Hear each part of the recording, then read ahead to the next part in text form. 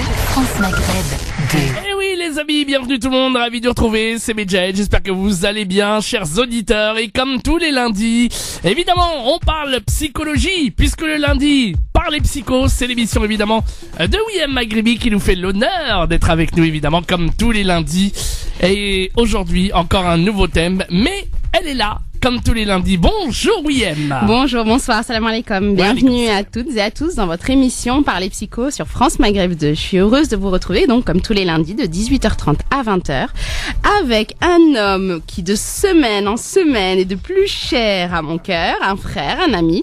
J'ai le plaisir d'être en sa compagnie chaque semaine, notre chouchou des ondes, Medjed. Merci beaucoup. Ah, je t'adore aussi. Je t'adore. Alors, c'est réciproque. Notre émission a pour objectif d'aborder chaque semaine un thème de votre vie quotidienne et de vous donner la parole afin que vous puissiez vous exprimer, témoigner et interroger. Au sommaire de l'émission d'aujourd'hui, mon adolescente est boulimique. Mais c'est quoi d'abord l'adolescence? De quoi parle-t-on lorsque l'on pense à la boulimie? Comment faire face à cette tempête dans la vie de famille? Comment trouver les mots justes? Comment l'aider pour la sauver d'elle-même? Comment reconnaître les signes de cette maladie? En quoi finalement consiste la prise en charge? Cette émission est la vôtre pour vous informer sur les solutions possibles ou clés à votre disposition pour amorcer un changement. Nous espérons pouvoir vous conseiller et vous orienter le mieux possible. Peu importe notre origine, peu importe notre religion ou non, peu importe notre culture, la souffrance psychique derrière reste la même. Alors, qui que vous soyez, n'hésitez pas à nous laisser vos témoignages, nous répondrons à vos appels ainsi qu'à vos messages sur ma page Facebook Maghribi William, psychologue musulmane, auxquels nous tâcherons de répondre en direct. Cet espace est le vôtre, alors profitez-en et n'hésitez pas à nous contacter pour échanger ensemble au 0892 23 99 50 0892 23 99 50. Bien, eh bien on est parti évidemment pour parler de ce thème qui va évoquer beaucoup de mamans, de papas, de parents pour leurs adolescents et peut-être même les adolescents eux-mêmes, la boulimie. Alors justement, on en entend parler beaucoup, on sait à peu près nous ce que c'est. C'est quoi d'après toi, Medjed, la boulimie? La boulimie, c'est en fait le fait de manger sans arrêt, en fait même en n'ayant pas faim, en gros, voilà, c'est ça. Et de pouvoir se consoler en gros avec de la nourriture et on en mange et après on devient assez costaud et c'est d'où le terme boulimique. Voilà, oui, là donc moi je vais expliquer, il y a deux types de boulimie. Effectivement, il y a la boulimie avec vomitive il y a la purge, la personne se fait vomir, et puis la boulimie non vomitive, donc je vais y venir, mais effectivement il s'agit d'un comportement alimentaire qui est très particulier. Avant même de rentrer dans le vif du sujet, simplement pour à titre informatif, il y a environ 220 000 personnes en France qui souffrent de boulimie. C'est énorme, on le sait pas forcément. C'est environ 1,5 à 5% des femmes, même s'il y a quand même des hommes parmi dans ce pourcentage, mais ça reste peu étudié. Environ pour les 5% de boulimiques de femmes en France, 80% donc sont des femmes, mais il y a un petit nombre également d'hommes. C'est juste que c'est un sujet qui est tabou et que les hommes n'osent pas forcément s'exprimer dessus. Voilà, on n'a pas exactement les bons chiffres. En tout cas, la boulimie, elle est 10 fois plus fréquente qu'un autre trouble, d'un trouble des conduites alimentaire que tu connais peut-être, Medjed. Il y a la boulimie et il y a ce qu'on appelle aussi, quand on arrête de manger, l'anorexie. Exactement. Très souvent, voilà. L'anorexie et la boulimie sont des troubles des conduites alimentaires qui vont être associés.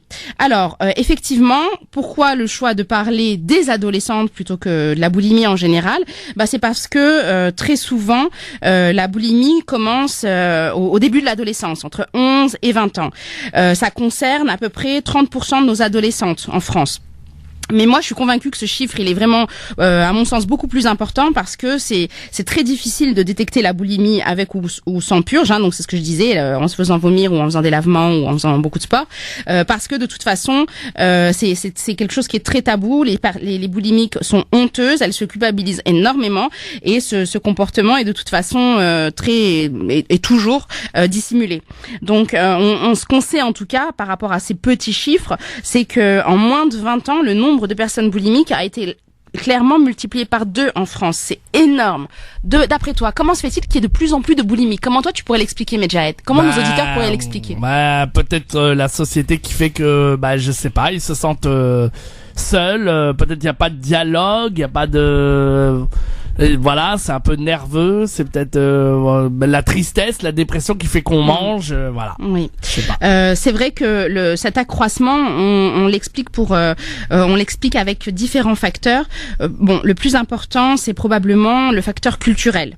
Dans les pays occidentaux, la minceur, elle est vraiment devenue une valeur culturelle. On va mettre la pression sur les jeunes femmes très tôt. On leur met la pression vis-à-vis du culte de la minceur, sur l'importance d'être jolie, d'être belle, que ce soit dans les magazines, que ce soit à la télé, dans les séries TV ou même lorsqu'elles postulent pour un premier emploi. Le culte de la minceur, il est largement dominant dans nos pays occidentaux. Mais c'est un phénomène qui n'épargne pas, même si c'est encore tabou, ça n'épargne pas la culture maghrébine et africaine en général. Contrairement à ce qu'on pense, ce n'est pas l'exclusivité des pays développés. Contrairement à ce qu'on pense, il y a énormément, quand on parlait de culte de la minceur, il y a énormément de célébrités qui ont été victimes de boulimie. Parce qu'on est victime de boulimie, c'est une vraie maladie. Alors, des idées? Je te fais participer aujourd'hui, Medjahed. Voyons voir, de célébrités boulimiques. Ouais. Je sais pas, Nabila peut-être. Elle s'est pas exprimée dessus. Ouais. Lady Di. C'est une ancienne boulimique. Ah oui, quand même. Mais là, je te parle de personnes. Loana. Ouais, exactement, Loana. Ah, Effectivement. oui, Loana. Oui, exactement. D'ailleurs, Loana, c'est très particulier parce que elle était au départ une boulimique de type vomitive, Ouais. mais par la suite, le fait d'avoir fait une grave dépression, elle est passée plus dans l'hyperphagie, c'est-à-dire qu'elle ne se faisait plus vomir. Elle avait tendance à manger de façon régulière, répétitive, récurrente, sans se faire vomir, et donc elle a pris énormément de poids. Effectivement, Loana a clairement un trouble des conduites alimentaires. Alors, une autre personne, un homme. Oh là, les hommes. Allez, nos auditeurs, selon vous. Je sais pas, les hommes. Non, je sais pas. Franchement, je sais pas. Non, je vois pas. Elton John. Ah oui, Elton John, ouais. Eh oui, Ah, c'est un ancien boulimique. T'en connais sur les stars, un rayon, hein. Je ne m'intéresse qu'à leur psychologie. Ok. Alors c'est vrai que par rapport à la boulimie, pourquoi moi j'ai choisi de parler de ce sujet aujourd'hui, c'est parce que il est très difficile de faire comprendre la souffrance qui se dissimule derrière cet acte de manger, de se faire vomir. Il y a une vraie souffrance qui est honteuse, qui est coupable, qui est immense, qui est incompréhensible des autres. C'est une maladie qui est invisible, qui échappe à tous les regards et qui ne se vit, pour celles qui sont dans ce cas-là, que seul, face à soi-même. On devient soi-même un ennemi. En fait, on a un ennemi en nous contre lequel on se met à se battre. C'est une douleur que personne ne voit, donc parce qu'elle est invisible aux gens, mais c'est une douleur également qui est sans fond, dont on ne mesure les limites à chaque fois que quand le ventre, que la patiente, que la boulimique ne perçoit les limites que lorsque son ventre va exploser. Elle pense se remplir pour combler un vide incommensurable en elle, mais en fait, elle ne fait que vider son frigo, ses placards, son cœur. Elle essaye de se vider de ses émotions, qu'elle essaye d'anesthésier. Donc je vais expliquer les mécanismes par la suite. En fait, elle disparaît. Elle cherche à s'effacer elle-même avec les aliments qu'elle va rendre dans les toilettes, avec la chasse d'eau qu'elle va tirer. En fait, elle va vomir ses tripes, comme si elle essayait de façon comment dire. De façon intempestive pour se vider. En fait, voilà, elle essaye mais elle n'y arrive pas. Elle essaye comme si elle essayait de vomir son âme, hein, là, littéralement. Ouais. Donc vraiment, oui, non, vraiment, elle se vomit elle-même. Ouais. C'est elle qu'elle tire dans la chasse d'eau. Donc vraiment, moi, ce que je voudrais dire avant d'expliquer exactement ce que c'est que la boulimie, je voudrais vraiment m'adresser à toutes celles qui souffrent en ce moment, qui vont peut-être vomir ce soir, ou qui sont peut-être déjà en train de s'emplir sans fin. F-I-N, c'est un jeu de mots par rapport à faim, F-A-I-M. Ah, on avait compris. Vous n'êtes pas seul, et vraiment, je comprends votre souffrance. Je sais comme l'on peut se sentir coupable et en même temps impuissante. Ce sont des personnes qui se sentent prises au piège d'elles-mêmes et de ce corps qu'elles vont détester. Je sais combien les exhortations moralistes, religieuses ne vont pas vous aider. Bien au contraire, ça va vous pousser un peu plus dans la maladie. Ça va vous enfoncer chaque fois un peu plus. Ça va vous faire enfoncer chaque fois un peu plus loin, c'est une image mais c'est vraiment parlant, un peu plus loin vos doigts au fond de votre gorge. Oui, vous n'êtes ni la première, ni la dernière à vivre ce que vous êtes en train de vivre. Et je sais qu'on peut se sentir vraiment impuissante, mais en tout cas, ce que je peux vous promettre, et ça, je m'engage à le faire, et tous les psychologues s'engagent à le faire, vous pouvez vous en sortir. Rien ne dure. Les jours heureux font toujours suite aux jours difficiles. Et ben justement, vous tombez bien parce que ça y est, vous avez peut-être la possibilité d'en parler en direct à la radio. C'est le moment de vous exprimer, de vider votre cœur là en direct à la radio. Vous avez une adolescent boulimique et vous voulez témoigner pour elle, ou vous êtes même vous-même boulimique et vous avez envie d'en parler à la radio avec nous, en anonymat si vous souhaitez, ou évidemment sans anonymat, et bien vous nous passez un petit coup de fil 0892 23 99 50 étoile et le choix numéro 1. Vous arrivez directement ici au standard. Vous pouvez aussi témoigner sur la page Facebook de l'émission. Donc ça s'appelle comment pour aller sur les témoignages sur la page Facebook William? Sur ma page Facebook à moi, Maghrebi William, psychologue musulmane, pardon. Maghrebi William, psychologue musulmane. Vous allez aussi là, vous pouvez déposer votre témoignage. N'hésitez pas, je les lis en direct. Il n'y a pas de problème, elle les lit en direct. Et surtout voilà, par téléphone, vous êtes les bienvenus. Et puis on vous rappelle derrière, si vous nous appelez, il n'y a pas de souci, directement au 0892 23 99 50. Venez exposer votre cas, venez vider votre cœur, venez vous en sortir. Peut-être un début de réponse avec William Maghrebi qui vous tend l'écoute et qui vous tend les bras pour vous aider également. Donc n'hésitez pas, 0892 23 99 50. Allez-y, n'hésitez surtout pas, tout le monde peut appeler, tout le monde peut s'exprimer de partout en France. Clermont, Dijon, Reims, Amiens, Le Havre, Orléans, du côté de Metz, du côté de Marseille. Ma fille est boulimique, mon enfant est boulimique, je veux m'en sortir. C'est le thème du jour. Et puis si vous avez, vous aussi, vous êtes maman, vous voulez aider vos enfants, ben y a pas de souci. Et puis si vous avez envie de témoigner, vous qui subissez justement la boulimie, eh bien vous êtes vraiment les bienvenus et on vous rappelle derrière 0892 23 99 50 étoile 1 et vraiment aussi si vous le souhaitez parce que vous n'avez vraiment pas les moyens, vous pouvez nous appeler aussi au 01 40 33 9000 01 40 33 9000. On vous répond au téléphone évidemment et on vous passe en direct à l'antenne avec nous. 0892 23 99 50, vous nous appelez et on vous rappelle derrière, ou le 01 40 33 9000, les numéros pour débarquer ici sur l'antenne de France Maghreb 2. Oui, on va marquer la pause. Et ensuite, je vais expliquer ce que c'est que la boulimie exactement. Voilà, et tout à fait. Et surtout, s'il y a des témoignages maintenant, vous n'hésitez pas à nous appeler. Vous serez prioritaires, chers auditeurs. 0892 23 99 50 étoile et le choix numéro 1. Et je vous rappelle qu'on vous rappelle directement à l'antenne, ou le 01 40 33 9000. 12 23 99 50 étoile et le choix numéro 1 pour arriver directement en standard. Et on vous rappelle derrière, promis. Donc n'hésitez pas pour vos témoignages, on compte sur vous. 0892 23 99 50 étoile et le choix numéro 1. Et promis, on vous rappelle, quelle que soit votre demande, videz votre cœur, allez-y, parlez à William Maghrebi pour ce sujet.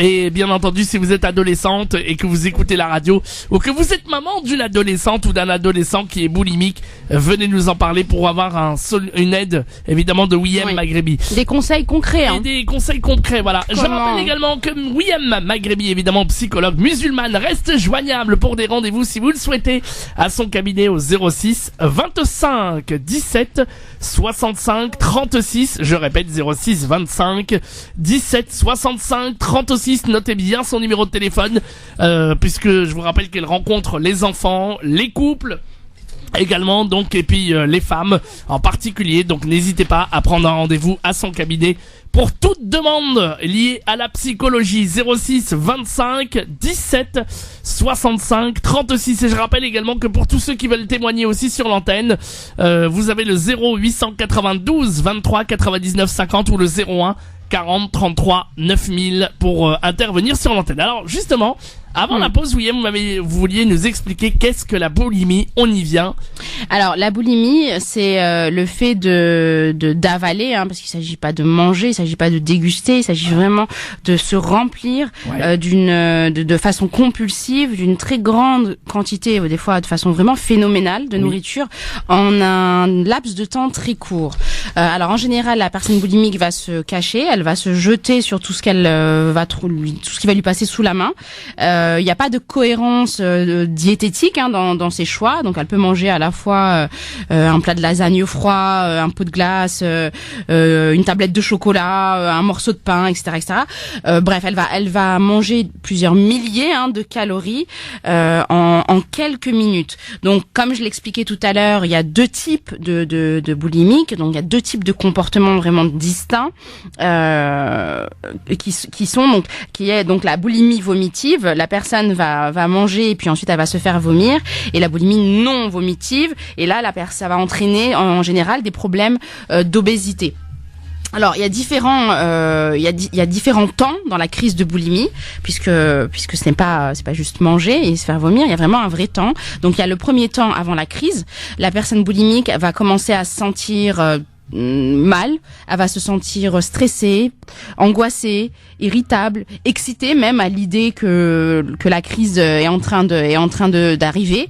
Et puis elle va avoir une sensation de manque, de vide à l'intérieur d'elle-même et elle va se mettre à chercher dès qu'elle a l'idée que c'est bon, elle lâche prise et c'est bon. Elle va faire sa crise dès l'instant où cette idée lui traverse l'esprit. Et ben, elle va se lâcher de façon vraiment frénétique sur la nourriture et c'est là où elle va dévaliser tout ce qu'elle trouve. Alors, petit bémol, parfois, la crise peut être planifiée à l'avance. C'est-à-dire qu'il y a des boulimiques qui se donnent rendez-vous avec elles-mêmes, c'est-à-dire, elles se disent, demain soir ou après-demain ou demain matin, je sais que je vais faire mes courses à l'avance et puis je vais programmer ma crise. Ah oui. Donc, c'est pas forcément de façon inopinée. C'est programmé carrément. Ça peut être programmé. Eh ben voilà, venez vraiment nous dire si ça vous arrive, c'est un truc de fou ça par contre ça. Ah oui. Et puis pendant la crise là, les malades boulimiques, parce que c'est une vraie maladie, ces femmes et ces hommes aussi malheureusement vont complètement perdre le contrôle d'eux-mêmes et ils vont se jeter en général sur tous les aliments qu'ils ont l'habitude de s'interdire. Donc ça va être souvent des aliments riches en graisse, très caloriques, des choses qui habituellement leur font envie, et ça ils vont avaler cette nourriture sans mâcher. Il faut que ce soit une nourriture qu'ils aiment quand même. Alors non seulement il faut que ce soit une nourriture qu'ils aiment quand même, mais parfois il s'agit même d'aliments qui vont être choisis et qui vont être stéréotypés. Des fois c'est des aliments qui sont choisis parce qu'ils sont régressifs. J'ai en tête une patiente il y a 2 jours qui me disait, 3 jours même, qui me disait, moi ma crise de boulimie, je vais manger les barrières, les crêpes que me faisait uniquement ça, que me faisait ma maman avec du thé, exactement, avec du thé. Et donc là, je lui ai fait, justement, je lui ai dit c'est étonnant quand même parce que souvent c'est une relation particulière à la mère, donc je vais y venir. Je dis c'est étonnant cette mère que vous haïssez, que vous détestez, vous mangez le plat le dessert qu'elle avait l'habitude de vous préparer petite. C'est comme si vous vous remplissiez d'elle et que vous la vomissiez à chaque fois. Donc très souvent les aliments sont régressifs. C'est pas n'importe quoi. Il y a des patientes, il y a des femmes qui vont se remplir de petits pots ou de lait et de céréales. Des fois, c'est vraiment des aliments très très particuliers. Ça peut ne pas être juste tout ce qui leur passe sous la main. Ça peut être programmé. Et ben voilà, donc vous avez la même envie, vous avez envie de nous en parler, n'hésitez pas, on vous attend en tout cas pour vos témoignages, on vous attend avec plaisir, 0892 23 99 50, étoile et le choix numéro 1, allez-y. On n'a pas fini d'écrire la crise. Ah oui, on va la continuer évidemment, mais vraiment venez vous aussi nous raconter comment ça se passe au quotidien, et puis donc on va continuer évidemment d'en parler, mais vraiment les témoignages nous sont utiles pour qu'on puisse vous aider, vous aider un maximum. C'est la grosse libre antenne de WIM évidemment. 0892 23 99 50, étoile et le choix numéro 1. Et on vous rappelle, promis, si vous n'avez pas les moyens, puis au pire des cas, vraiment, vous nous appelez au 01 40 33 9000. Là aussi, un numéro gratuit pour vous permettre de vous exprimer. Alors après c'est vrai que les personnes qui souffrent de boulimie sont très souvent honteuses et se sentent coupables. Donc, pouvoir témoigner, c'est déjà faire un énorme pas. Voilà pourquoi je trouvais qu'il était peut-être intéressant pour une fois de donner la parole également aux parents de personnes boulimiques, parce que ce n'est pas forcément que des adolescentes, ça peut être aussi des mamans de femmes, d'adultes qui voient de façon impuissante leur fille ou leur fils dépérir. Donc, c'était intéressant aussi de pouvoir leur donner des conseils concrets sur sur comment, et aussi donner des conseils sur les choses à éviter, à ne pas faire, à ne pas dire à un autre enfant, afin qu'il ne devienne pas par la suite, bonne idée. n'est pas par la suite des troubles des conduites alimentaires. Donc pendant la crise, les boulimiques vont avoir besoin de se cacher. Exactement, et puis aussi les parents doivent angoisser, ça doit être terrible pour les parents qui ont leurs adolescents qui sont boulimiques et qui ont envie de les en sortir, de les aider, mais en même temps ça doit être compliqué aussi de pouvoir parce que j'imagine, comme vous l'avez dit, elle se cache ou il se cache, donc c'est très compliqué. Il se cache, et puis l'angoisse des parents résulte du fait qu'il y a des complications physiques, hein. Il faut pas on peut pas négliger ça, on peut pas dire que non, que ça va aller. Non, ça ne va pas aller. Une femme qui a des accès boulimiques de façon récurrente, quand c'est non vomitif, elle risque l'obésité, avec toutes les conséquences que ça peut avoir. Mais il y a également des conséquences pour les femmes qui se font vomir sur le plan de la santé, à savoir un risque des risques de problèmes d'œsophage, des risques de déshydratation, des risques de carence en potassium, de fatigue, mais également de crise cardiaque. On n'y pense pas forcément, mais il y a des gros risques de crise cardiaque et même d'accidents vasculaires cérébraux, donc d'AVC. Donc on ne peut pas. Voilà pourquoi les parents très souvent sont très au fait de tout ça. Ils sont souvent très informés et donc ils savent très bien quels sont les risques et les enjeux pour leur enfant. Mais le problème, c'est qu'il est rare qu'ils aient les clés et les outils à leur disposition. Peut-être aussi un manque de enfin, on peut pas trop dialoguer. Je vais y venir. Simplement par rapport au pendant la crise. Donc elles vont le faire en cachette. Et puis c'est souvent la nuit quand tout le monde dort ou le matin très tôt. Enfin, en tout cas, à l'abri du regard des autres. Et puis cette nourriture va être avalée de façon très très très très rapide parce que la pensée qui les obsède, c'est il ne faut pas que je digère. Il faut que je mange vite pour vomir vite, pour que à aucun moment mon corps n'ait absorbé la moindre calorie. Donc il y a des boulimiques qui mettent en place des stratégies de vomissement. Ils vont sélectionner des aliments comme des marqueurs, par exemple, ils vont manger de la betterave ou des tomates ou des choses très colorées pour que au moment, elles vont commencer par ça, pour qu'au moment où elles vomissent, quand on arrive au moment où il y a la couleur, la nourriture qui est rendue, qui est de cette couleur-là, elles puissent savoir qu'effectivement tout a été évacué. Elles vont également boire des litres et des litres d'eau après le vomissement pour faciliter en fait la régurgitation. Donc elles mettent en place vraiment des stratégies très très particulières. Venez nous en parler pour vous aider. En tout cas, il y a pas de souci. 0892 23 99 50 étoile est le choix numéro 1 ou le 01 40 33 9000. Oui. Sophia nous disait quelque chose de très intéressant. On l'a pas dit, on a Sophia avec nous sur le plateau et donc bonjour à tous. Oui, je disais que en fait plus que ça, en plus de l'eau, ça varie. L'oasis par exemple tropicale, parce que les boissons gazeuses aussi, ça peut glisser plus facilement. Exactement. Et il n'y a pas d'arrière-goût derrière. Exactement. Ça peut même être des boissons gazeuses. Parce que je rebondis sur ce que tu as dit, parce qu'avec le liquide gastrique, en fait, ça te le trouve et te le perfore sur le long terme. Exactement. Les acides digestifs vont faire que il y a un gros risque de perforation de l'œsophage et on parle pas des risques de caries dentaires, etc. et de l'émail c'est vraiment secondaire. Mais elle passe très souvent à côté de l'hyponatrémie et d'autres troubles qu'on peut pas négliger.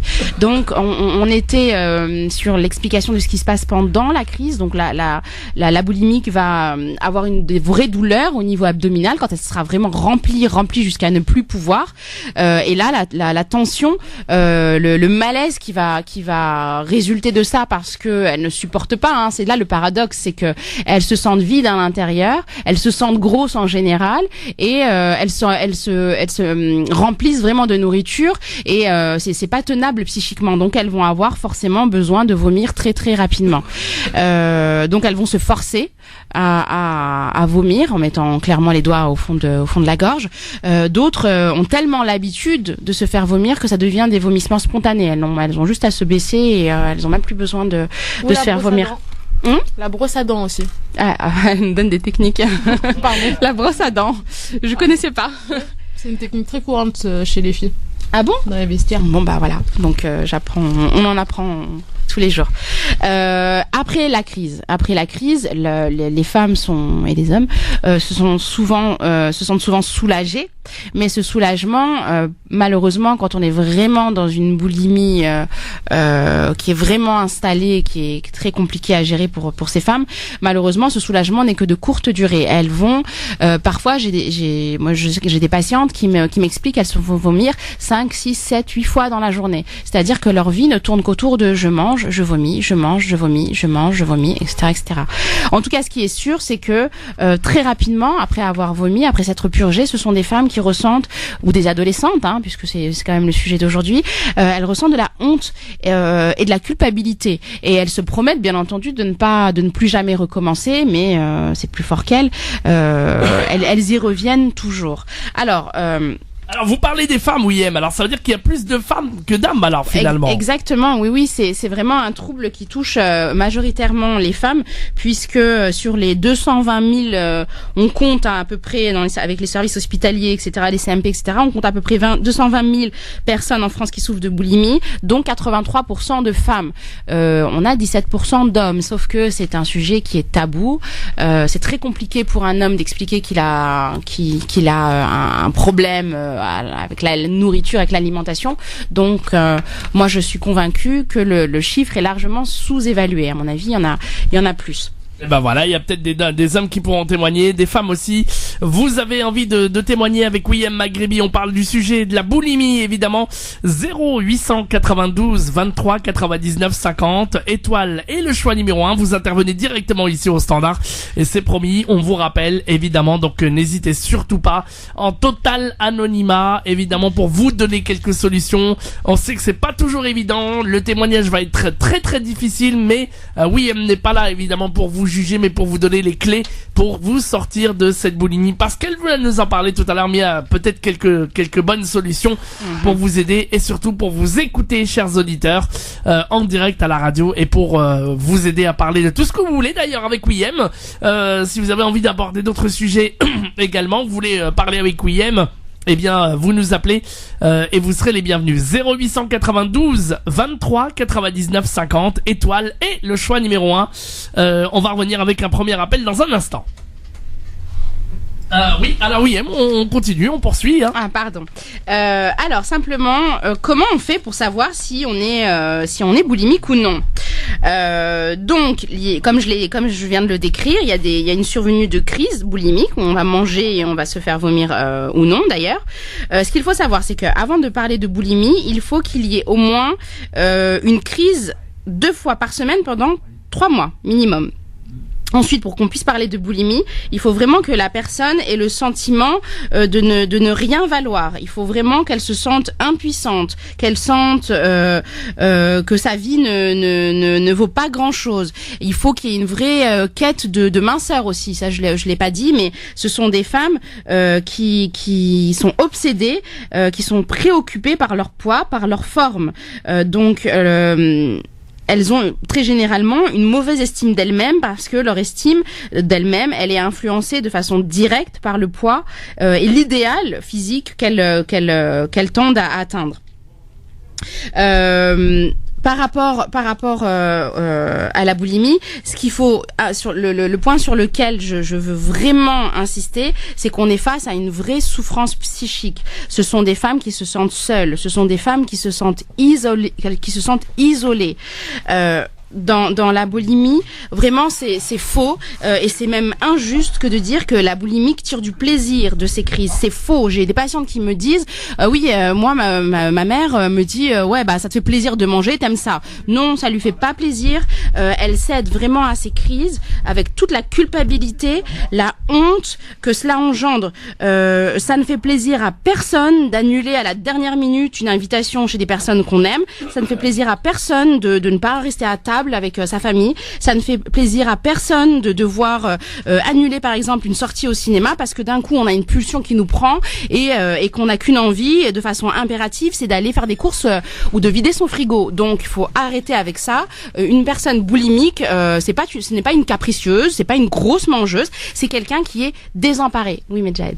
Eh bien, on va prendre un premier témoignage. La première auditrice qui a eu le courage, cher William, machallah, de nous appeler. Bravo. Par contre, elle veut rester en anonyme. Donc c'est on normal va et on respecte. Alors 0892 23 99 50, étoile Et le choix numéro 1 pour vous aussi témoigner, on va prendre cette auditrice. Bonsoir madame. Bonsoir. Bonsoir. En allant au sport, en fait, j'ai écouté votre émission et du coup, j'ai fait demi-tour pour vous appeler. Parce qu'en fait, j'ai été touchée par ce que vous dites. Ça a été mon cas il y a 3 ans. En fait, il y a 3 ans, j'ai été boulimique vomitive. Oui. Sachant que je suis pas adolescente. Oui. J'ai commencé, en fait, j'avais 28 ans. J'en ai 32 aujourd'hui. Et ça a commencé par des complexes. En fait, j'ai une sœur jumelle et depuis toute petite, j'étais plus ronde qu'elle, sachant qu'elle était beaucoup plus fine que moi et j'avais des réflexions. Sur le coup, ça me faisait pas grand-chose parce que je comprenais pas trop. On me demandait d'arrêter de manger, mais je comprenais pas en fait pourquoi j'avais pas le droit de manger comme je voulais. Et j'ai fait avec pendant des années. Toujours en surpoids quand je suis au collège, je reçois des critiques des camarades que je suis grosse, etc., etc. Je m'en amuse comme je peux, mais dans le fond, ça me fait mal. Parce qu'on me renvoie en fait à l'image de ma sœur jumelle. Donc j'ai décidé de faire des régimes, j'en fais plusieurs qui fonctionnent pendant un temps et puis par la suite je reprends du poids et puis les critiques recommencent. Et un jour arrivé au lycée, je voulais m'habiller en fille sachant que je m'habillais en jogging puisque je pouvais me cacher qu'à travers mes joggings en fait.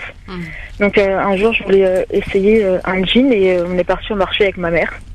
J'ai pris le jean le plus grand. J'arrive chez moi, il me va pas le jean en fait. Donc je commence à pleurer, on fait demi-tour. Ma mère me dit que c'est rien, qu'il faut que je fasse attention à moi et que quelque part ça m'apprendra à manger trop. Donc on retourne au marché et en fait le monsieur regarde ma mère, me regarde et il y avait du monde autour, sachant que j'étais assez timide et il me dit mais c'est ma plus grande taille, je peux rien faire. Et à partir de là en fait, on monte dans la voiture avec ma mère, je commence à pleurer, elle me dit qu'elle va faire un régime avec moi, donc elle me soutient.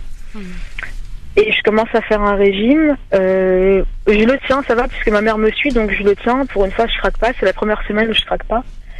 Et un jour, ma mère part, j'ai super faim. Donc je commence à manger tout ce que j'ai envie de manger. C'est-à-dire que le placard, je le vide et je me rends pas compte, en fait. Et je le regrette. Et je vais vomir. C'est la première fois de ma vie que je mets les mains dans la bouche. Donc je vomis. Je trouve ça bizarre, sur le coup, ça me fait pas plus que ça. Mais mais je vais me peser pour voir si tout va bien. Et je vois qu'en fait j'ai maigri. Je me dis ok, ça reste dans ma tête, mais je ne deviens pas boulimique tout de suite. Les années passent, le yo-yo toujours, j'accepte comme je suis. Et un jour j'ai eu une rupture sentimentale, donc j'avais 28 ans, j'ai eu une rupture sentimentale qui m'a fait énormément mal. Et je décide de rester cloîtrée chez moi. Et je décide j'ai envie de changer, je prie même Dieu d'être anorexique. Donc je demande à Dieu d'être anorexique, j'ai envie d'être maigre, pour moi, c'est ce qui fait que je serais heureuse, en fait. Que le regard des gens qu'on arrête de me juger pour l'image que je fais paraître. Et, je décide de manger. Et, au début, c'est des repas, donc je mange 3 fois par jour. Je mange que des légumes, je suis au régime, mais je me fais vomir. Donc 3 fois par jour, je commence à vomir discrètement. Ma mère, elle se rend compte de rien du tout. Et je vois que je maigris. Et je me dis, en fait, de toute façon, tant que j'ai pas perdu mes 10 kilos, je m'arrête pas et je peux me contrôler. La boulimie, on peut... pour moi, dans ma tête, à l'époque, si je veux arrêter de vomir, j'arrête, c'est trop facile. Donc je m'enfonce. Les gens commencent à me regarder, les gens commencent à me parler, je commence à me sentir aimée. Et plus je me sens aimée, indirectement, moi, je m'aime pas, en fait. Je comprends pas... Je devrais m'habiller, je devrais me maquiller, je devrais sortir, je devrais fréquenter plein de monde, puisque c'est bon, j'ai maigri, je suis bien, j'ai le corps que je veux. Tout le monde m'apprécie, je suis heureuse, et en fait non. Je me rends compte que j'arrive plus à sortir parce que finalement les crises elles viennent. C'est une pulsion. J'arrive plus à m'en débarrasser en fait. Je n'arrive plus à me débarrasser de cette pulsion que j'ai, donc je me cache chez moi. Je fais des crises, mais énormes. Je commence à faire des crises. Et donc sachant que j'arrête de travailler, j'ai plus personne dans ma vie. Je reste chez moi avec ma mère pour me soutenir. Et je lui fais des crises parce que je voudrais manger, mais j'ai peur de sortir parce que entre temps, je vais le digérer, ma mère, elle comprend pas, on est des musulmans, donc c'est un petit peu la guerre chez moi à cette époque, parce que pour eux, c'est juste inconcevable de jeter de la nourriture dans les toilettes. Il y a des pauvres dehors, c'est pas possible. Arrête ça, sinon on va te virer. Arrête ça, sinon ceci. Arrête ça. Et puis moi, dans ma tête, je me dis faut que je fasse l'effort, donc je vais vomir en cachette dans le jardin. Et puisque je suis pas à mon aise dans le jardin, j'ai peur de pas digérer. En fait, j'entends parler de laxatifs. Voilà, donc je prends des laxatifs en même temps, donc je me fais vomir. et dans mon jardin. J'ai peur de mal digérer. Je prends des laxatifs. Je prends des tonnes et des tonnes de laxatifs tous les soirs pendant 6 mois. Et au bout d'un moment, ma mère commence à comprendre que sa fille est malade. Parce qu'un jour, elle rentre dans ma chambre et elle me voit, mais vraiment très maigre. Donc là, elle se rend compte que ouais, c'est pas un jeu, c'est pas de la comédie. Sa fille est vraiment malade et bizarrement, elle me laisse faire ce que je veux. Donc j'en profite. À partir de là, je me fais vomir 10 fois par jour. À chaque fois que je me fais vomir les 10 fois par jour, je prends des laxatifs entre temps. Je m'endors, je suis fatiguée, je me sens incomprise. J'ai envie d'arrêter, mais j'arrive pas. J'ai envie qu'on m'aide, mais les gens ils me comprennent pas. Donc un jour, ma mère et ma sœur décident de m'hospitaliser. Donc je vais dans une clinique soi-disant spécialisée. C'était où? Je suis adulte. C'était à Lyon, à la clinique Saint-Vincent-de-Paul. D'accord. C'était la seule clinique qui pouvait m'accepter puisque j'étais adulte et que c'était difficile. Enfin, c'était bizarre pour une adulte de tomber boulimique. C'était quoi comme service? C'était pas un service qui était destiné aux adolescentes, on est d'accord, hein? Si.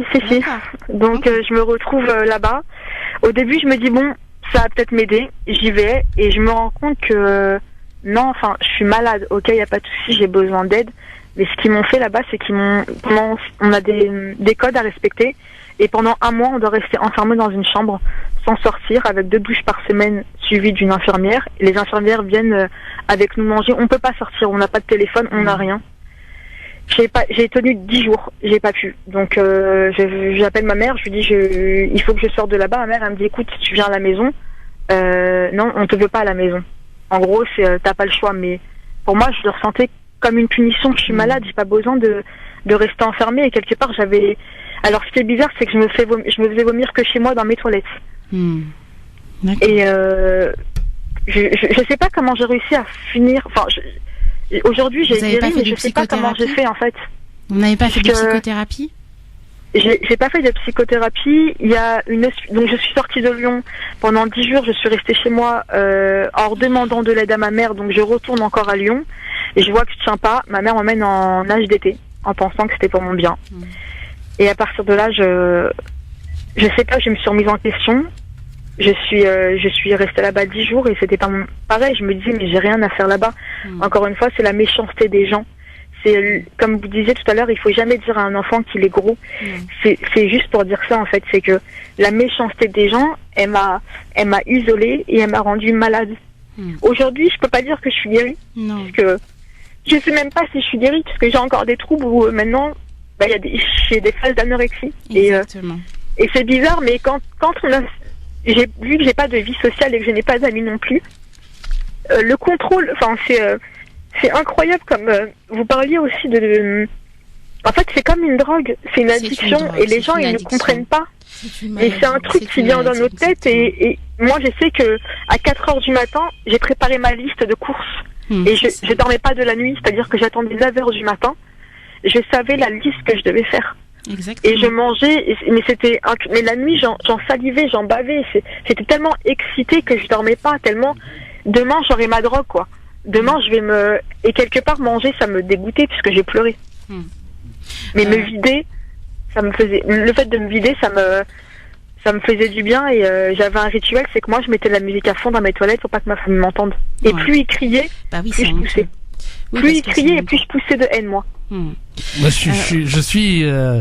j'adore ce témoignage. C'est très très fort. C'est fort et ça illustre réellement ce par quoi passe. C'est comme la drogue, on passe par l'isolement quand on se drogue. Tout à fait. Donc on n'a plus d'amis, on n'a plus personne. C'est financier aussi, c'est un coût financier. Moi, je faisais 400 € de courses toutes les 2 semaines. Tout à fait. Vous avez bien décrit la tentative de contrôle que vous avez sur vous, sur votre corps, mais en réalité sur votre vie. Vous avez bien décrit le fait que vous présentez ce qu'on appelle de la boulimie mixte, à savoir l'alternance avec des phases d'anorexie. C'est ce qui a fait que vous avez... J'ai été boulimique non vomitive aussi jusqu'à 95 kilos. Je mangeais, je comprenais pas pourquoi, mais j'avais besoin. On va marquer la pause et vous allez lui donner quelques conseils. Oui, parce que malheureusement, je pense qu'il y a quand même un travail à faire. Là, vous nous avez appelé et c'est très bien. On va en parler. Je vais vous donner des petits conseils. Il y a pas de souci. Qu'est-ce que je voulais dire? S'il y a des auditeurs aussi qui veulent encourager cette auditrice, tout ça, si vous voulez parler, si vous voulez témoigner comme cette auditrice, n'hésitez pas. 0892 23 99 50 étoiles est le choix numéro 1. On vous rappelle évidemment, il n'y a pas de souci, vous êtes les bienvenus chers auditeurs, cette courageuse auditrice qui est resté dans l'anonymat, mais quel témoignage, moi j'en frissonne.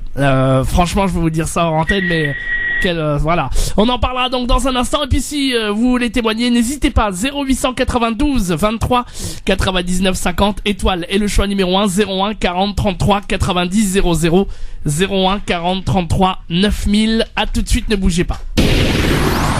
France Maghreb 2. France Maghreb 2. Sur 94 FM. À Clermont-Ferrand et toute sa région. Et nous sommes de retour sur France Maghreb 2 dans l'émission Parler Psychologie avec ce témoignage, et ça me fait vraiment plaisir, d'une auditrice qui nous parle. On parle, je vous le rappelle pour ceux qui viennent de nous rejoindre, de boulimie, voilà, et de ce témoignage de cette auditrice vraiment très très très poignant et qui nous a tous touchés dans ce studio. Et on va la recueillir évidemment pour lui donner quelques conseils. Et puis vous pouvez également vous aussi témoigner au standard 0892 23 99 50 étoile et le choix numéro 1. Vous nous appelez et on vous rappelle derrière, c'est promis, donc n'hésitez pas. 0892 23 99 50 étoile et le choix numéro 1. Je rappelle également le numéro de téléphone de William Maghrebi si vous voulez prendre un rendez-vous avec elle à son cabinet pour des consultations évidemment. Elle rencontre les enfants, les couples et également tous les femmes pour être à l'aise avec elle et parler en toute quiétude. Hésitant pour vous aider dans votre thérapie. Eh bien, prenez rendez-vous avec elle au 06 25 17 65 36 06 25 17 65 36. N'attendez pas qu'il soit trop tard justement. Enfin, il est jamais trop tard d'ailleurs, hein, William, pour faire il est jamais trop tard. Mais bon, voilà, le plus vite ce sera le mieux. Et vraiment, il y a certains troubles qui, plus ils sont pris en charge tôt, voilà, mieux est l'évolution, et notamment les troubles des conduites alimentaires, notamment l'anorexie et la boulimie. C'est des troubles qui sont très compliqués à soigner, ouais. Et plus on les prend en charge rapidement, plus on a d'espoir que les choses s'arrangent. Et au niveau, voilà, William essaie de toujours vous arranger côté budget, donc il n'y a pas de souci. 06 25 17 65 36. Allez, on va recueillir notre auditrice qui veut rester anonyme. Vous êtes toujours là, madame ou mademoiselle? Mademoiselle, oui. Mademoiselle, voilà, très bien. Bah écoutez, merci déjà d'avoir patienté. Et puis d'autres témoignages, hein, vous êtes les bienvenus. 0892 23 99 50 ou sinon 01 40 33 9000 pour ceux qui n'ont pas les moyens. Alors, William. Si je peux me permettre, je vais commencer. Alors, il y a Sophia qui voulait témoigner avec vous. Alors déjà, bonsoir. Bonsoir. Je voulais vraiment vous dire que je suis fière de vous, qu'il n'y a aucune honte et que c'est un grand pas, en parler. C'est une maladie, ça peut toucher tout le monde, ça concerne tout le monde. Donc il faut pas en avoir honte ou quoi. Vous vouliez sûrement entrer dans la norme de beauté, norme physique, norme comparée à votre sœur, mais il n'y a pas de norme. Vous êtes belle, vous êtes un être humain à part. Il faut avoir confiance en vous. Après, si vous désirez perdre du poids pour votre santé ou pour vous sentir mieux dans votre tête, c'est encore un autre cas. Mais sachez que vous êtes unique. Vous avez votre propre beauté. Vous êtes encore là ? Oui, je vous écoute. D'accord. Et enfin, je voulais terminer en abordant le point de votre maman. Votre maman, elle a sûrement été maladroite, mais ne lui en tenez pas trop rigueur. Ne soyez pas trop sévère. Non, mais je n'entendrai jamais rigueur, parce que ça a été... je sais que ça a été l'élément déclencheur de ma maladie, de ma guérison, puisque... Voilà. Elle voulait tout à l'heure, je sais pas comment j'ai fait pour m'en sortir, mais en fait, si, c'est que j'ai décidé de partir. En fait, j'ai décidé de quitter ma famille pour partir un temps. Je voulais habiter toute seule, en fait. Je voulais grandir, et à partir du moment où j'ai déménagé, le jour même où j'ai posé les pieds chez moi, en fait, dans mon appartement, j'ai cessé de vomir. Je savais plus ce que c'était de vomir. Ben voilà. Donc c'est pour vous dire, ça doit être sûrement lié à ça, mais William va mieux rebondir et approfondir la question. Par rapport, oui, exactement, par rapport à ce que vous venez de dire là, c'est quand même très très important. Vous avez évoqué une chose qui est le cœur même très souvent des troubles des conduites alimentaires et qui est au cœur de la boulimie. Vous avez parlé de la relation que vous aviez avec votre famille. En psychologie, on a des termes un peu particuliers qui peuvent paraître un peu compliqués à comprendre, mais qui il est nécessaire que je vous explique ce que c'est. Nous, les psychologues, on va pas parler d'amour, on va pas parler de manque d'amour, on va pas parler en termes d'amour, on va plutôt parler en termes d'attachement, d'attachement sécure ou insécure. Un enfant, quand il se sent sécurisé par son parent, il va grandir et il va grandir et va se distancier de sa maman sans souffrir. En s'acceptant, etc.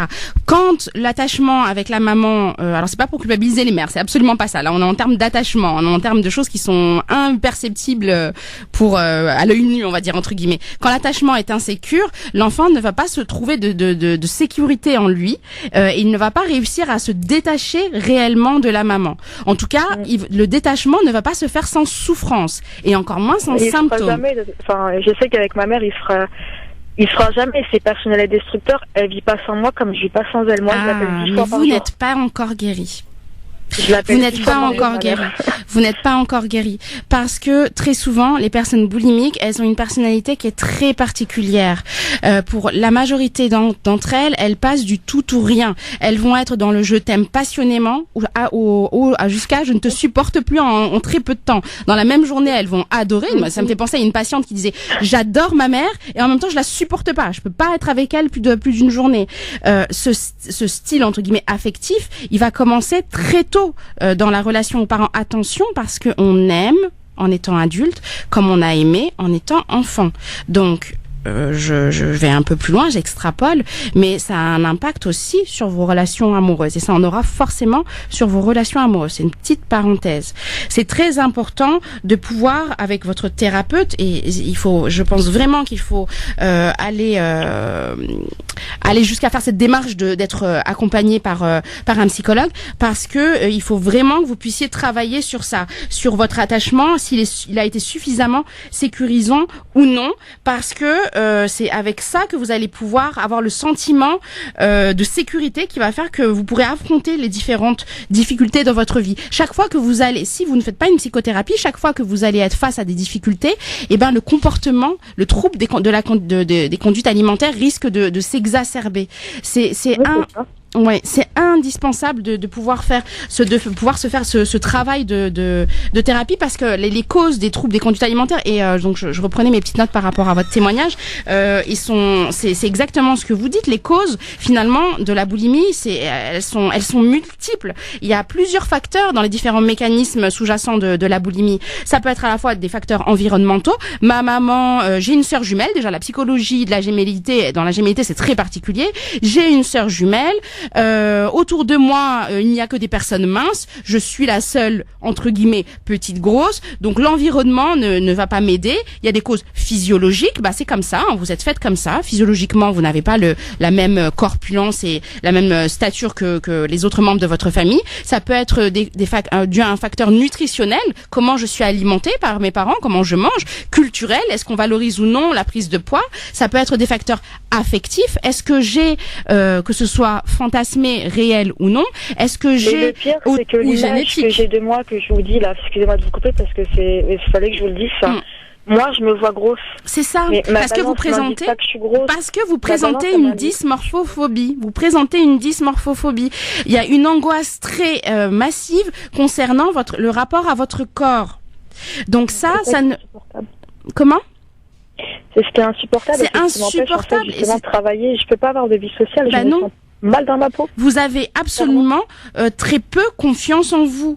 Ce qui se cache derrière vous, ce qui se cache derrière tout ça, c'est la petite fille qui a peur de grandir, qui a peur que personne ne s'intéresse à elle. Ça montre ce qui se cache, c'est un vrai désarroi, un mal-être qui ne fera qu'augmenter à mesure que vous essayerez de contrôler ce corps, à mesure que vous essayerez de faire disparaître la petite fille en vous qui a peur. Il y a peur de l'abandon. Oui, il y a une angoisse également d'abandon, effectivement. En fait, vous êtes prise au piège de votre propre souffrance. Moi, Non, mais c'est ça, en fait, c'est que c'est un... Ouais, exactement, c'est que moi, je le vois comme... Enfin, vous avez mis les mots, et moi, je le vois comme un cercle, en fait. C'est ça. Mais pourtant, j'en veux... Mais au contraire, mes parents m'ont tout donné. Non, ma mère m'a tout donné. Je peux pas... Enfin, j'en veux pas à mes parents. Au contraire. Ma mère m'a tout donné. Elle a... Jusqu'à présent, mais je sais pas pourquoi, quand je suis pas bien, ouais, effectivement, je m'en prends à elle alors qu'elle y est pour rien, mais j'ai l'impression que si je fais ma crise, elle va voir que je suis pas bien et c'est la seule qui pourra m'aider en fait. Non, ce qui est vraiment très très important dans ce que vous êtes en train de dire, effectivement, c'est que il y a effectivement un appel au secours derrière ça. Il y a l'expression d'un mal-être. Il y a un besoin. Alors c'est pas, j'insiste sur le fait que ce n'est pas un caprice, que c'est pas juste pour attirer l'attention et pour faire son intéressante. C'est pas ça du tout. C'est juste que c'est la façon, la solution que votre esprit a trouvé pour résoudre un conflit psychique qui est en vous. C'est le seul moyen de défense qu'a trouvé votre esprit pour lutter contre une sensation de vide que vous avez à l'intérieur de vous. Vous tentez de façon désespérée, mais de façon inconsciente, hein, on est bien d'accord, vous tentez de combler ce vide à l'intérieur de vous. Vous avez des aspirations, parce qu'on vous a fait grandir avec des aspirations, je dois être jolie, je dois être mince, je dois être aussi bien que ma sœur, je dois, mais c'est des aspirations que vous ne maîtrisez pas et qui de toute façon par nature vous font peur. Au-delà de tout ça, moi je crois, et peut-être que je me trompe et vous allez me dire, moi je crois qu'il y a un problème de communication dans votre famille. Qu'est-ce que vous en pensez ? On n'arrive pas à se comprendre, oui, c'est sûr, on arrive, sachant que j'ai 4 grandes sœurs, on n'arrive pas à se comprendre, on s'aime, c'est sûr, mais je suis la seule à avoir ce fort, enfin, bizarrement, j'ai un fort caractère, mais ce fort caractère, je l'ai pas dehors, je l'ai que chez moi. Et ce que vous dites, c'est que moi, je me suis fait à l'idée d'être comme ça, et je me suis dit, en fait, ça fait depuis maintenant 8 ans que je suis vraiment isolée, c'est-à-dire que je travaille pas et que j'ai pas d'amis, parce que je me dis, pourquoi je ferais l'effort d'aller voir quelqu'un alors que c'est à cause de ce quelqu'un-là que je suis comme ça.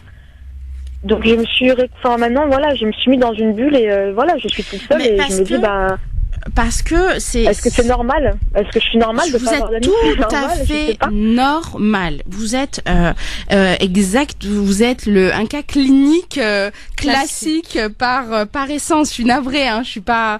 Je dis ça comme ça, mais enfin, j'espère que vous comprenez ce que j'essaye de dire derrière ça.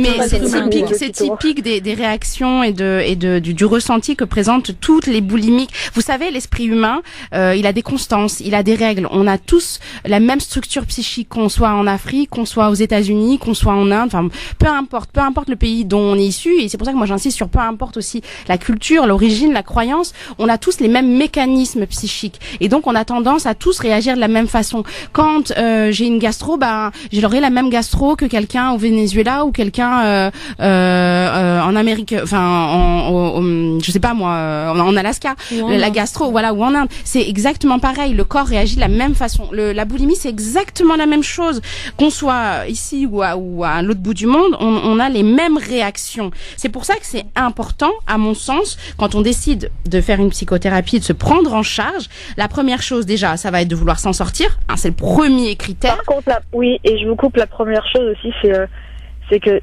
il y a personne qui peut nous pousser en fait. Ah non, on est les seuls décisionnaires. C'est ça. Exactement. Moi, je sais que j'ai voulu faire plaisir la première fois, j'ai voulu faire plaisir, mais je voulais pas guérir. C'est bizarre, hein, mais je savais très bien que ça allait être un échec, je ne voulais pas. En fait, j'étais pas prête. Vous passez votre temps à essayer de façon inconsciente de vous séparer psychiquement de votre maman. Vous êtes en train, sur le plan psychique, d'essayer d'acquérir votre propre autonomie. Quand votre maman vous fait des injonctions, ou des personnes qui vous aiment, hein, vous font des injonctions en vous disant « va te soigner », on est en train de vous dire de façon un peu dissimulée que vous êtes un problème pour la famille. On est en train d'augmenter votre culpabilité. On n'est absolument pas en train de vous aider. On est en train de encore essayer de contrôler celle que vous êtes. La psychothérapie, elle ne se fait que de façon volontaire. Exactement, ça doit venir de vous. De toute façon, ce qui est d'abord sûr, c'est qu'on ne se débarrasse pas de la boulimie du jour au lendemain par une pseudo-psychothérapie miracle. Il n'y a pas de miracle. Il faut des années de thérapie pour arriver à maîtriser ces crises. En tout cas, ce qui est sûr, c'est que quel que soit le type de psychothérapie, et je vais en donner, hein, je vais orienter vers des types de psychothérapie, quel que soit le type de psychothérapie qu'on décide de mettre en place, il faut être sûr, il faut être convaincu que dans le cours habituel de la maladie boulimique, il y a des rechutes. Ça fait partie de la guérison. Tout comme un toxicomane, tout comme un joueur pathologique, tout comme, et encore, c'est encore plus pervers. C'est encore plus pervers. Moi, je dis toujours que la boulimie, dans toutes les addictions, c'est beaucoup plus pervers. Parce que la toxicomanie, la drogue, on peut s'en passer pour vivre. La nourriture, on peut pas s'en passer pour vivre. La nourriture, elle a quelque chose de juste d'essentiel et d'indispensable. On me demande d'arrêter de me droguer, mais en même temps, on me demande de continuer à prendre cette drogue. Mais en étant dans le juste milieu. C'est très compliqué. Donc, comme je le disais, la première des choses, il faut vouloir s'en sortir. C'est le principal critère. C'est vraiment, je suis navrée de dire ça, mais c'est d'abord un sentiment de volonté. Et si vous le faites, c'est pour vous-même. C'est pas pour faire plaisir à maman, papa, la cousine, le futur mari ou quoi. C'est vraiment pour votre santé, votre bien-être et votre stabilité mentale. Exactement. Maintenant, le deuxième critère qui va être indispensable, ça va être de trouver du soutien. Sauf que ce qui fait la boulimie, c'est l'absence de soutien réel ou fantasmé. Donc, dès l'instant où on vous dit oui, mais pour pouvoir s'en sortir, il faut être accompagné. Si vous voyez qu'autour de vous, il n'y a pas suffisamment de personnes fortes pour supporter tout ce que vous allez leur dire, si vous voyez qu'il n'y a pas de personnes suffisamment fortes pour supporter vos crises de boulimie, pour supporter vos crises de colère, pour supporter votre agressivité, petite parenthèse, quand une femme est dans la phase 1 de la boulimie, c'est-à-dire j'amorce ma crise, je commence à me préparer pour aller manger, etc. Si on vient chercher à l'interrompre, elle va avoir des réactions juste. Elle est prête à tout casser, hein. Il y a plus personne devant elle parce qu'elle est dans une phase de semi-conscience là. Voilà. Donc il faut pouvoir trouver quelqu'un qui sera suffisamment fort sur le plan psychologique pour supporter ça et pour ne pas être atteint. C'est pour ça que c'est pas forcément toujours la famille qui est la plus adaptée pour aider une personne boulimique. C'est pour ça qu'en général, ça va être un psychologue ou un psychothérapeute. Et justement, moi, je reviens sur ce que vous disiez. Un conseil que je donne et que j'insiste là-dessus, c'est penser à intégrer un groupe de parole. C'est indispensable. Oui, j'ai fait ça. Eh ben, c'est très bien. Comment ça s'est passé? Ça fait longtemps, c'était à Châtelet. Je l'ai fait parce que ma mère m'avait dit d'essayer. Au début, j'étais pas convaincue, donc j'y étais le matin et honnêtement, j'ai été surprise en fait de savoir. En fait, quand je me suis assise, on a commencé à parler, on se connaissait pas. On a commencé à raconter nos vécus, nos histoires, nos quotidiens. Et ça m'a fait un soulagement de me dire, mais en fait, c'est pas que je suis normale, mais enfin, je suis comprise. Exactement. C'était bizarre, cette sensation, elle était bizarre. Ouais, elle est exceptionnelle, elle est juste indispensable parce que ça vous sort de votre isolement. Ça vous permet de comprendre que d'autres personnes partagent votre souffrance. En écoutant les histoires des autres, en entendant les autres exposer leur mal-être, vous vous rendez compte qu'en réalité, c'est comme si on parlait de vous. C'est ça. C'est pour moi en tout cas une étape juste indispensable. Il faut pouvoir passer par le groupe de parole parce que après il y a groupe de parole et groupe de parole. Hein. Le groupe de parole il est vraiment bien parce qu'il vous aide à ne plus avoir honte, à vous sentir moins coupable. Il vous fait prendre conscience que vous n'êtes pas la seule. En fait. Mais après on est seul. Mais c'est pas suffisant. Le groupe de parole, il doit être associé également à une prise en charge psychothérapeutique en individuel et parfois aussi une prise en charge diététique. C'est pour ça qu'on considère que pour aller mieux, il faut une prise en charge pluridisciplinaire. Eh ben en tout cas, courage à vous, hein, madame, par rapport à tout ça et vraiment merci de votre témoignage. Hein. Pas courage. Par contre, je voulais juste dire, vous avez juste oublié un des symptômes de la boulimie, c'est que moi en fait, pendant que j'étais boulimique, j'ai été aussi aménorrhée. Ah oui, et le non, fait d'être ce n'est pas la aménorrhée, boulimie. L'aménorrhée, c'est l'anorexie. C'est du. C'est moi, pas c'est de la boulimie vomitive et j'ai été aménorrhée. D'accord, c'est pas ce qu'on retrouve dans le tableau clinique parce classique. Parce que peut-être que je me faisais vomir aussi énormément de fois par jour, je sais pas, mais c'est ce qui m'est arrivé. Parce que moi je crois que vous présentiez une anorexie, une boulimie mixte, c'est-à-dire que vous aviez les deux, vous aviez et boulimie et anorexie, sinon vous n'auriez pas perdu. Oui, je mangeais pas en fait, je mangeais que pendant mes crises. C'est ça, donc c'est très souvent c'est une alternance entre je me contrôle, je me restreins, je ne mange rien, et puis je craque, je me remplis et je me vide. Et donc c'est cette phase effectivement, tout ce temps où en fait votre corps n'ingérait aucun nutriment, aucun aliment, c'est ça qui a amené à l'aménorrhée. L'aménorrhée, l'absence de règles, quand il n'y a pas de justification, c'est-à-dire quand il n'y a pas de ménopause, qu'il n'y a pas d'autres troubles somatiques associés, les aménorrhées, c'est typique de l'anorexie. En tout cas, n'hésitez pas à prendre contact avec William Maghrebi si vous le souhaitez, avec Oui, sur grand son plaisir. Facebook, je vais la connaître. Il n'y a pas de souci. En tout cas, merci beaucoup, ça m'a fait du bien de parler. Avec Voilà, grand encore plaisir. Une fois, c'est ce que je voulais vous dire. On va pas terminer sur un bon courage, mais sur on Non. est tout cœur avec vous, ça va Voilà. aller, on y croit. Oui, mais- Et encore une fois, on est fiers de vous. Rapidement, Exactement, William. mais Alors, juste, je me permets, je suis obligée, déontologiquement, je ne peux pas ne passer à côté de ça. S'il vous plaît, faites-vous accompagner, parce que Y a pas de le chemin n'est pas terminé. Et vous risquez, Oui. c'est pas pour c'est pas pour Non, mais je noircir sais, le j'en suis tableau, consciente. mais voilà. Vous êtes sur le chemin. Vous n'êtes pas encore arrivé au bout de la découverte de celle que vous êtes, au bout de la capacité à identifier vos émotions et à les verbaliser. Vous êtes en train d'apprendre à découvrir votre intériorité, mais vous n'avez pas fini votre chemin. Donc, Non, s'il je vous suis plaît, au bout du faites-vous chemin, là, accompagner. Il n'y a pas de souci. Inch'Allah. Merci à beaucoup. très bientôt. Merci. Merci beaucoup de Merci, votre au appel. revoir. À bientôt, au revoir. revoir. On va revenir dans un instant, William, évidemment avec les témoignages des auditeurs, les derniers témoignages. Vous pouvez encore nous appeler, il n'y a pas de souci. 0800 92 23 99 50 étoile et le choix numéro 1. Si vous aussi voulez apporter votre témoignage ou si vous voulez évidemment parler à William Maghrebi pour tout ce que vous voulez d'ailleurs, il n'y a pas de souci. Ça s'appelle Parler Psychologie, c'est tous les lundis 18h30 20h, on vous donne les clés pour réussir et aujourd'hui on parle de la boulimie, c'est le thème abordé. 0800 92 23 99 50 étoile et le choix numéro 1, le temps de marquer la pause et on vous accueille. Je vous rappelle évidemment que si vous nous appelez du 08, on vous rappelle derrière, il n'y a pas de souci. Et au pire, vous pouvez nous appeler aussi au 01 40 33 9000, 01 40 33 90 00. On aura peut-être le temps de prendre encore 2-3 témoignages et puis on viendra terminer évidemment ce sujet, mais ça passe très très vite, hein. 0892 23 99 50. À tout de suite au téléphone, je vous attends avec plaisir. 0892 23 99 50, 01 40 33 9000. De 12 ans De jusqu'à 11 à 17 ans, Voilà, c'est ça. 11 à C'est une 17 phase ans. du développement humain, à la fois physique et mental. Exactement. Qui se situe entre la puberté, donc l'âge adulte. C'est vraiment une fourchette moyenne qui va varier en fonction du début de la puberté. Ouais. C'est assez difficile de toute façon de fixer un âge précis, mais c'est vraiment une période de transition durant laquelle le corps va changer, où le corps va se muer. C'est une période de transition où on passe de l'âge du statut d'enfant à celui d'adulte. Sauf que la dame là nous a dit qu'elle a été boulimique à partir de 20 ans. 20... Elle a été boulimique à partir de 28 ans, mais 28 son ans, mal-être a commencé déjà dès voilà. l'adolescence, C'est ça. puisqu'elle avait déjà un souci avec l'image qu'elle renvoyait d'elle-même, qu'on lui renvoyait d'elle-même, puisqu'elle était souvent comparée à sa sœur jumelle et on se moquait d'elle quand elle était petite par rapport à son poids. Donc très probablement qu'il y avait déjà un souci avec peut-être un surpoids. Alors voilà, donc vous aussi vous avez envie de faire un dernier témoignage, vous êtes les bienvenus.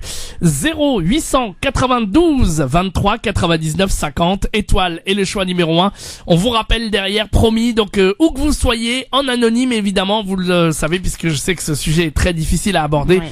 Eh ben n'hésitez pas, 0892 23 99 50 ou le 01 40 33 90 00, 01 40 33 9000. Allez. Donc, simplement par rapport à l'adolescence, et ensuite je vais donner des conseils concrets pour les parents qui nous écoutent, pour les papas, les mamans qui ont une adolescente ou un adolescent qui est en pleine crise, qui présente des troubles des conduites alimentaires, mais en général, de toute façon pas que de la boulimie, même l'anorexie. Simplement par rapport à l'adolescence, il faut bien comprendre que c'est une période très particulière de la vie de l'être humain, une période où va se produire une perte de repères sur le plan psychologique. Il y a vraiment une évolution, une modification sur le plan psychique qui s'opère, et donc l'image de soi va se brouiller pour l'adolescent. Il sait ce qu'il quitte avec l'enfance, mais il sait pas encore ce qu'il va retrouver à l'âge adulte. Donc il manque vraiment de repères. C'est vraiment une période de crise, une période de crise où l'adolescent va avoir besoin de s'opposer pour s'affirmer. Et là c'est paradoxal parce que c'est parce que il s'oppose pour s'affirmer qu'il a besoin de règles, il a besoin d'un cadre qui soit sûr pour pouvoir s'y bousculer et pouvoir faire l'expérimentation de ses propres limites. Donc il a vraiment besoin, l'adolescent a besoin par nature d'un cadre qui soit sécurisant. Alors, les conseils que je peux donner par rapport à la boulimie, d'abord, ce qu'il faut savoir, c'est que en tant que parent, en tant que famille, on a parfois tendance à vouloir contrôler un petit peu la nourriture de ses enfants, chose à ne pas faire. Beaucoup et comme c'est exactement ce que disait notre auditrice, elle nous expliquait qu'arrivée à un moment, sa maman un petit peu laissé tomber, et puis elle l'a laissé faire ses crises vomitives. Malheureusement, c'est pas rendre service à la personne qui est victime de boulimie. C'est pas lui rendre service que de se plier à ses nouvelles habitudes alimentaires, parce que d'un seul coup ne plus acheter d'aliments gras, ou se mettre à cacher la nourriture, ou se mettre à acheter que des produits light pour rentrer dans les dictats de la personne qui présente un trouble des conduites alimentaires, donc une boulimie. C'est pas un bon exemple qu'on donne qu'on renvoie à l'adolescent, parce que ce dont a besoin l'enfant et l'adolescente, c'est d'avoir un exemple où on lui montrerait un équilibre alimentaire. C'est extrêmement important que l'adolescente, elle puisse intégrer, même si elle est en conflit avec sa propre alimentation, qu'elle est en conflit avec elle-même, c'est important qu'elle voit comment on mange dans la famille, comment on mange normalement. Donc déjà, avant même de chercher à culpabiliser, avant même de chercher à contrôler la nourriture d'une boulimique, faut déjà s'interroger comment on mange à la maison. Est-ce qu'on mange sainement? Est-ce qu'on mange équilibré ou non? Et puis un très gros exemple, à mon sens, parce qu'on l'a évoqué très rapidement, mais un très gros exemple qu'on peut faire pour aider notre adolescente, c'est celui d'exprimer, en tant que parent, en tant que frère et sœur, en tant que proche, d'exprimer ses émotions. Parce que si vous arrivez à exprimer vos émotions, et si vous le faites de façon détendue et avec plaisir, et si vous prenez le temps de dire les choses, vous allez lui apprendre, vous allez lui montrer que ce n'est pas dangereux, que ce n'est pas périlleux de dire ce qu'on ressent, parce que très souvent les boulimiques et les personnes qui présentent un trouble des conduites alimentaires en général, ce sont des personnes qui présentent donc une alexithymie. J'en parle très régulièrement, mais malheureusement c'est un gros phénomène dans le monde actuel, qui est celui d'avoir une grande difficulté à communiquer verbalement ses émotions. L'alexithymie, c'est un évitement des conflits psychiques. C'est quelqu'un qui ne va pas réussir à dire ce qu'il ressent. Il va dire j'ai une boule dans la gorge, je me sens pas bien, je vais pas bien, mais la personne n'arrivera pas à verbaliser et à dire clairement de quoi il s'agit.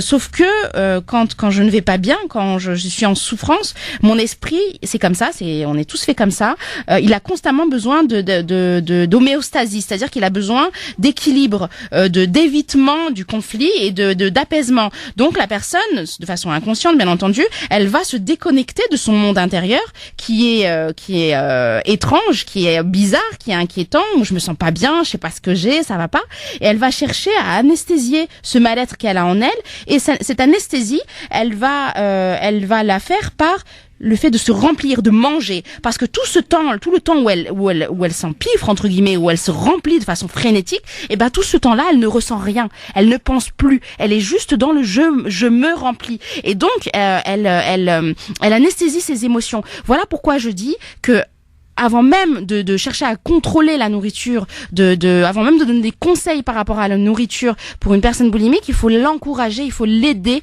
à exprimer son ressenti, ses émotions, que pour elle, ça ne soit pas quelque chose d'anxiogène, que voilà, on peut parler de tout, tu peux me dire que tu vas mal, tu peux me dire que tu es triste, tu peux me dire que tu as des idées suicidaires, tu peux me dire que tu te détestes, tu peux tout me dire. Et d'ailleurs, moi aussi, je le fais sans problème, donc j'accueille ta parole sans m'énerver, sans me mettre en colère. Le premier exemple qu'on donne à son enfant ou à son adolescente, c'est celui de dire ce qu'on a sur le cœur. Je ne peux pas apprendre à mon enfant à communiquer si déjà moi je ne communique pas avec lui, si déjà moi je ne sais pas exprimer mon propre ressenti. Voilà un exemple très important. Ensuite, s'il vous plaît, les mamans, là je m'adresse aux mamans et aux papas aussi en particulier, Arrêtez de dire à votre enfant mais qu'est-ce que t'es malade, mais pourquoi t'as encore maigri. Non, rappelez-vous bien que la personne qui souffre de boulimie, c'est une personne qui a une très faible estime d'elle-même. Alors on ne pointez pas du doigt quelque chose qui la fait déjà souffrir. Au contraire, comme je le disais, encouragez-la à dire ce qu'elle ressent et n'hésitez pas à lui dire je suis là, je t'écoute, même si tu n'as pas envie de parler, moi je serai là, je serai toujours là pour toi et je ne te juge pas.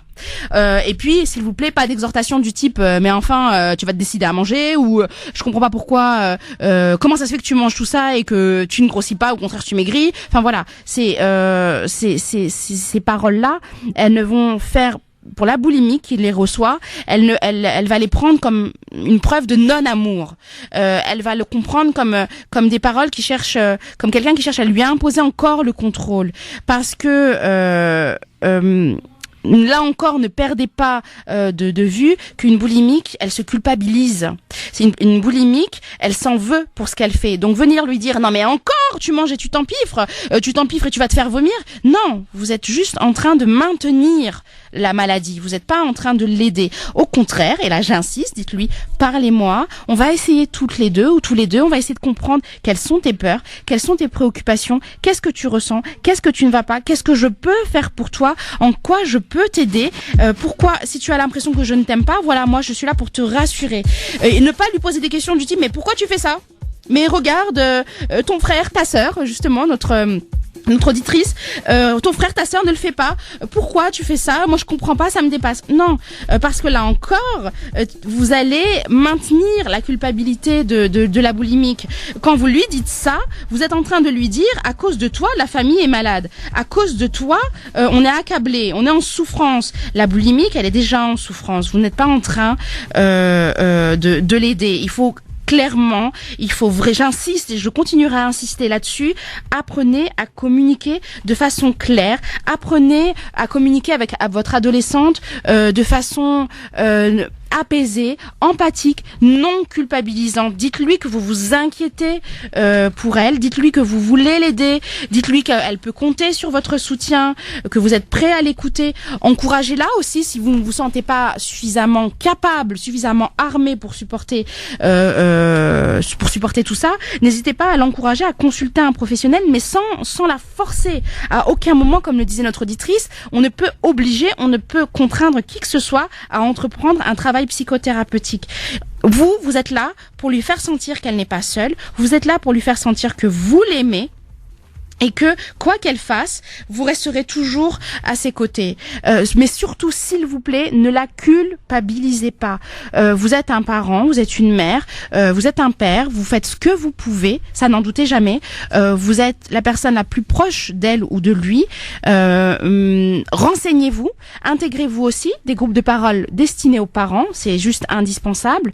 Mais essayez dans la communication que vous allez avoir avec elle ou lui, de ne pas la culpabiliser le moins possible.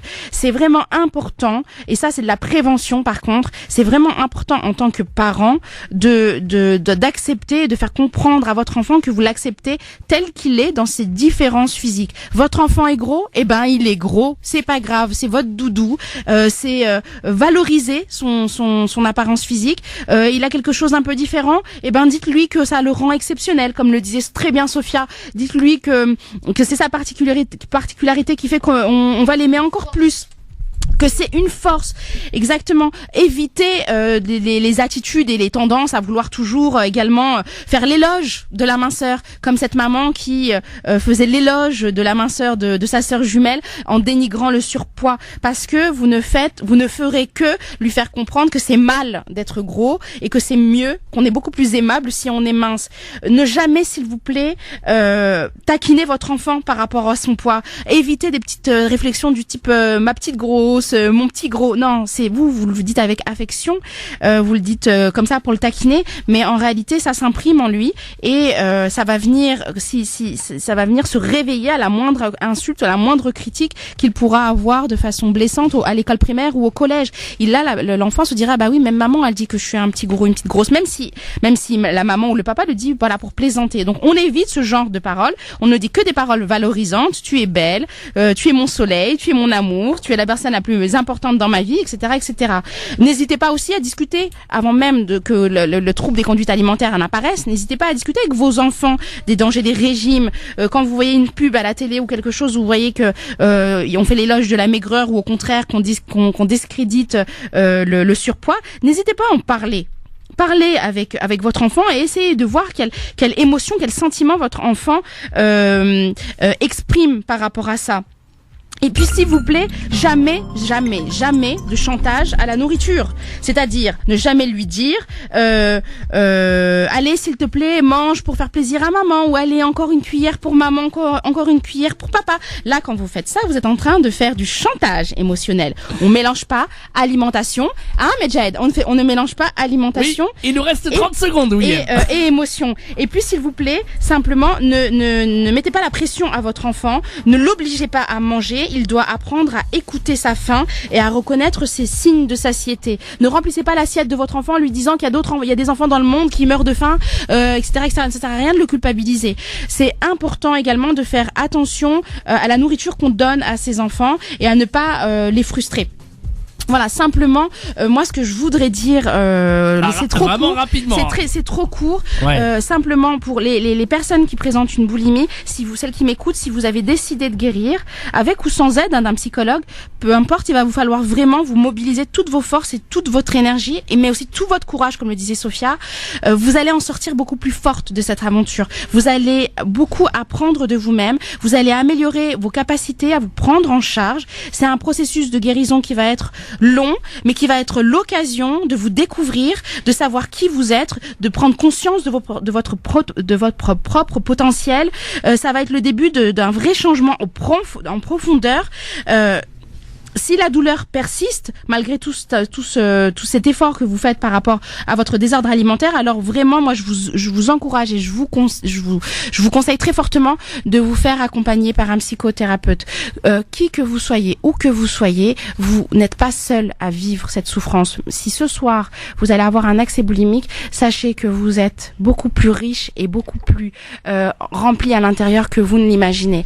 Je te souhaite, Medjahed, je me souhaite et je souhaite à Sophia et à nos auditeurs la paix du cœur, et je nous souhaite et te souhaite et souhaite à Sophia de devenir des clés du bien. Avant de partir, William, on rappelle votre numéro de téléphone évidemment. Si on veut vous rencontrer, si on veut vous consulter, eh bien vous pouvez nous joindre, William, au 06 25 17 65 36, 06 25 17 65 36. Tu seras pas là la semaine prochaine, tu es en vacances. Non. Oui. Et tu reviens très vite, en tout cas pour l'émission Parler Psycho. Merci beaucoup, William. Bonne semaine à toi, bonnes vacances. Salut. Merci.